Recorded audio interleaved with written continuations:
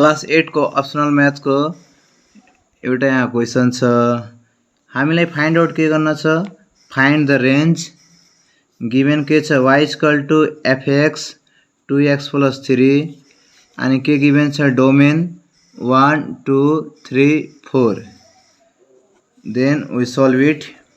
Given हामीलाई के दिएछ डोमेन 1 2 3 4 अनि अब के केयर गर्ने, हामीले के झिक्न छ रेंज। यो गर्नु अघि एउटा कुरा थाहा हुनु पर्छ, डोमेन भनेको के हो त्यही नोटमा लेखेछु। डोमेन भनेको हाम्रो x हो, रेंज भनेको y हो। इन सिंपल भाषामा के बुझिन्छ, डोमेन भनेको अगाडिको नम्बर, डोमेन भनेको अगाडिको नम्बर, रेंज भनेको पछाडिको नम्बर। त्यही भएर के याद राख्नु होला, डोमेन भनेको x हो, रेंज भनेको हाम्रो y हो। त्यहाँ यता पनि हेर्नुस्, x को भ्यालु भन्दाखेरि 1 दिएछ, 2 दिएछ, 3 दिएछ, 4 दिएछ। अनि हामीलाई y त्यसपछि के छ हाम्रो y = fx 2x + 3 y = यति हामीलाई गिभन दिएछ, y = यति हामीलाई गिभन दिएछ भन्दाखेरि y को त भ्यालु दिए छैन, तर 2x भन्दाखेरि दिएछ। त्यसपछि हामी के गर्छौं, when हामीलाई अलरेडी के दिएछ x को भ्यालु दिएछ, when x = 1। अब हामी 1 by 1 भ्यालु पुट गर्छौं। एकचोटी x = 1 गर्छौं, x = 2 गर्छौं, x = 3 गर्छौं, x = 4 गर्छौं, हाम्रो आन्सर आउँछ। ल पहिलो हामी के ट्राई गर्छौं, when x = 1 x को ठाउँमा हामी कति लेख्छौं 1, यहाँ 2 * x को ठाउँमा कति लेख्छौं 1 + 3, 2 * 1 2 + 3 = 5।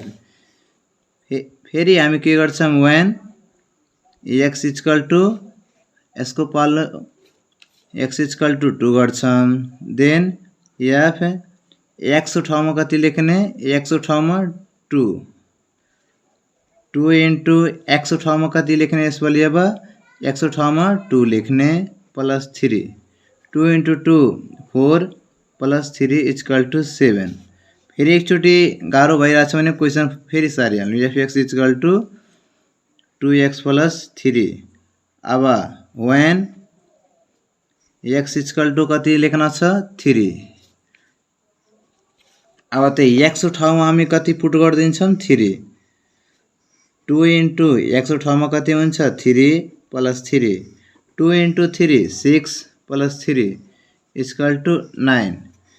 फेरि हेर्नुस्, when x = त्यसपछि हाम्रो कति थियो 4 थियो, x = हामी 4 पुट गर्छौं, x = 4, देन x को ठाउँमा 4 लेख्ने, 2 * x को ठाउँमा कति हुन्छ 4 + 3, 2 * 4 8 + 3, 8 + 3 11 हुन्छ। Then we can already find out. Then हामीलाई अब सबैको भ्यालु थाहा पायौं, y और fx = कति हाम्रो आछ, अर्कोको भ्यालु आछ 7, फेरि अर्कोको भ्यालु आछ 9, अर्कोको भ्यालु आछ 11। और यसलाई सिंपल भाषामा अर्को आफ्नो भाषामा के लेख्न सक्नुहुन्छ, रेंज = y = 5 7 9 11। हाम्रो आन्सर आइसक्यो। Thank you.